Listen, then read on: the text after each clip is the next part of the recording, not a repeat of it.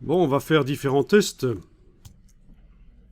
Toujours avec la flèche noire, on a cliqué à côté de la page, on va télécommander les styles. Si je dis ça, c'est parce que si vous avez le curseur texte et que vous allez cliquer sur n'importe quel style, ça va l'appliquer sur le texte. Donc il vaut mieux cliquer à côté de la page. Bon, on va aller modifier le style de caractère. Grande lettrine. Et notamment, vous allez pouvoir changer, si vous voulez, la couleur des caractères. Ça influence la petite lettrine aussi, forcément, ils avaient la même couleur. Vous allez pouvoir changer la police. Et là, pour l'instant, ça influence aussi la petite lettrine parce qu'ils avaient la même police. D'accord ? Ce ne sera plus le cas dès qu'on va différencier sur la petite lettrine tout à l'heure. On va mettre une police différente, on va mettre une couleur différente. Dès que j'irai modifier le style de caractère de la grande lettrine, ça ne va plus influencer. Tout ce qui est différent entre les deux styles ne sera plus influençable par le style parent qui est grande lettrine dans ce cas-ci. Bon, vous pouvez tester ceci maintenant. Vous allez double-cliquer petite lettrine. Vous allez modifier notamment la couleur des caractères. Je vais aller mettre du noir. Ah, un truc intéressant à préciser. Dans les documents InDesign, souvent vous allez avoir du noir qui est du noir quadri, créé par de l'encre noire. Vous voyez ? 100% de noir. N égale 100. C'est une couleur, c'est des encres. Cyan, magenta, jaune, noir, c'est ce qu'on appelle la quadrichromie.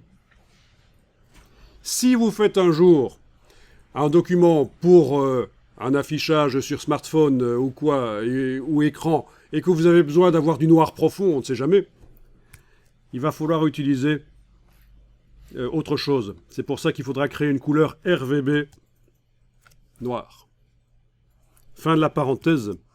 Ici, je vais utiliser du noir comme couleur de lettrine.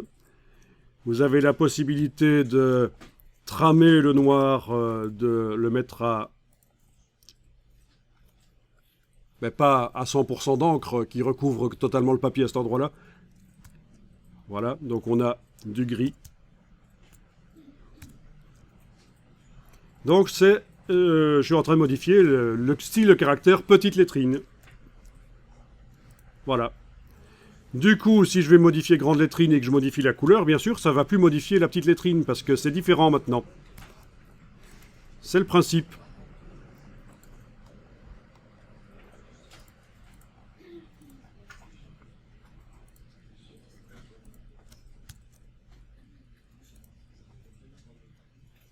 Ça ne modifie plus la couleur de la petite lettrine parce que la petite lettrine a une couleur différente. Si je modifie dans le style de caractère grande lettrine la police, vu qu'elles ont encore la même police de caractère, ça va changer. Là, j'ai juste mis le curseur dans les formats de caractères de base de la grande lettrine et je joue avec les flèches haut et bas sur le clavier pour passer en revue les polices.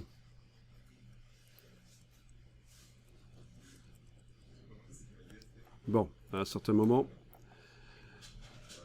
ça va plus le faire. Ok. La police est la même. Donc vous avez étudié comme ça le style, les parentages de style, et vous avez vu comment faire des lettrines. Ça c'est intéressant. Vous pouvez tester maintenant dans le document l'application du style sur différentes parties du document, vous allez voir.